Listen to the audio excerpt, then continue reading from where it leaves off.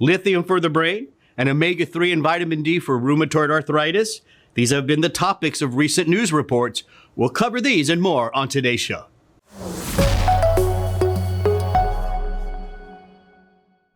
Lithium isn't just for mood issues. It may prevent Alzheimer's. So lithium is, has been in the news lately, Dr. Crystal. Some research showing benefit in cognition and memory and stuff. And we kind of wanted to focus on some of the, it's early, but Alzheimer's prevention studies. Yes. Before we do that, though, let's talk a little bit about lithium.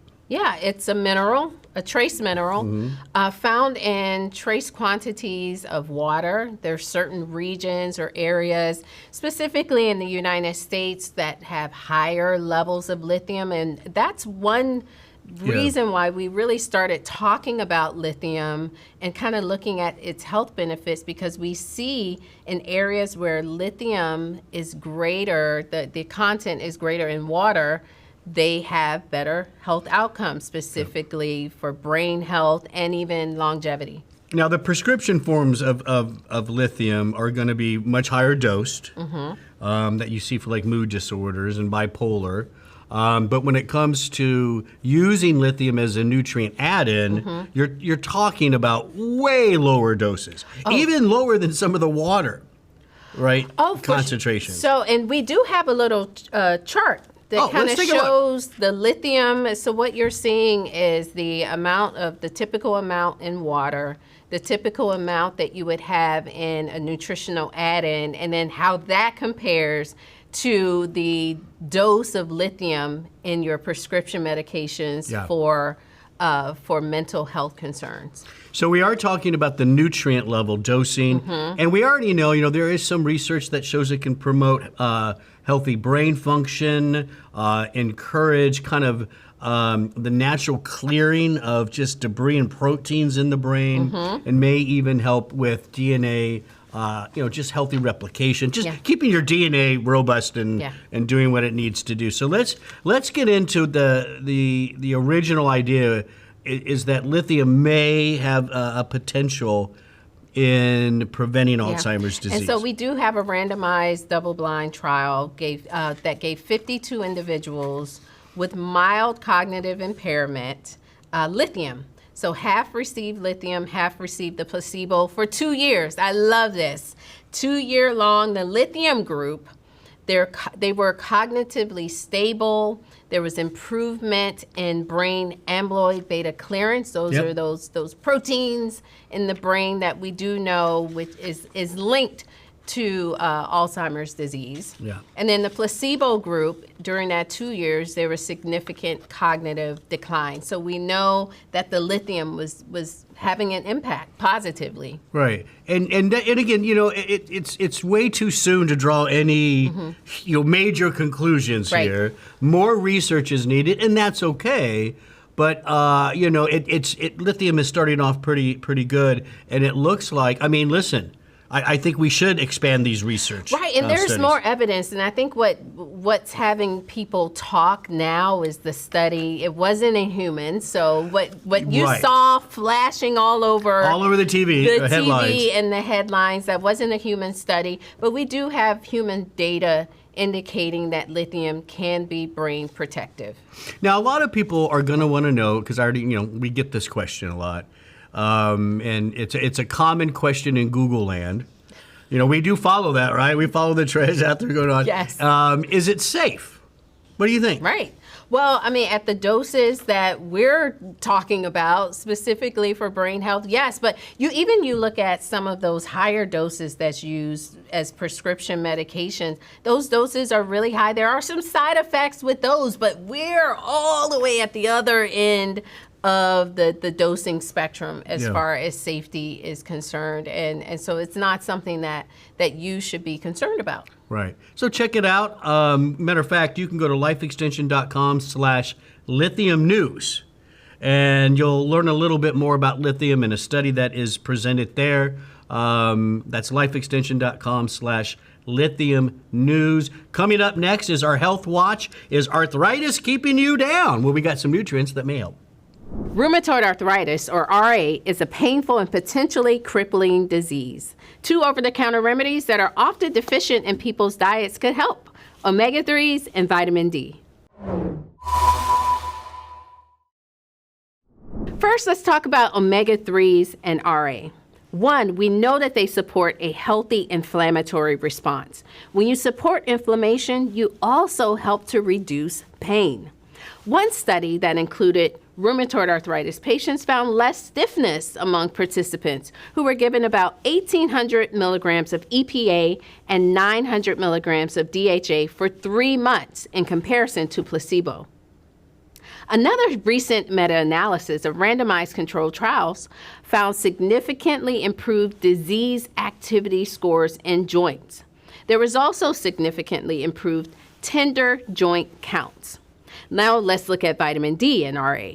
This same meta-analysis found a benefit for vitamin D in rheumatoid arthritis. One study worth highlighting was a randomized controlled trial, and in this study, the participants received calcium with RA drug therapy, calcium plus vitamin D with the RA drug therapy, and the researchers found that the added vitamin D showed greater pain relief from the drug therapy with the calcium alone. If you would like to learn more about this study and more, visit lifeextension.com/RA. And coming up are Smart Bites, foods that can add or take away from your lifespan. We're so glad you joined us today on Real Wellness. If this episode brought you something useful, please like, subscribe, and ring the bell. It helps us to keep sharing more with you. So do you live to eat, or do you eat to live? Well, you know there are foods that can add or subtract time from your life. Let's take a look. So what do you, Dr. Christo? Do you live to eat or eat to live? I eat to live. Yeah, I live to eat. You know what? Wait.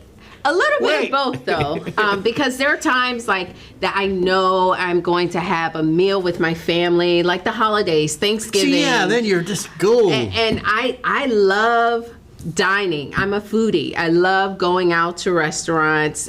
So I do appreciate that. But when I'm there, I try to make healthier choices. So I think it's a blur between the two. Okay, no, I go with that. So the University of Michigan published a paper in Nature Food in 2021 looking at different foods and and how they add or subtract time from your life. I think that's super It's really cool. And some of the foods at the top are kind of interesting, right? So what they did is they pulled like some nutritional data.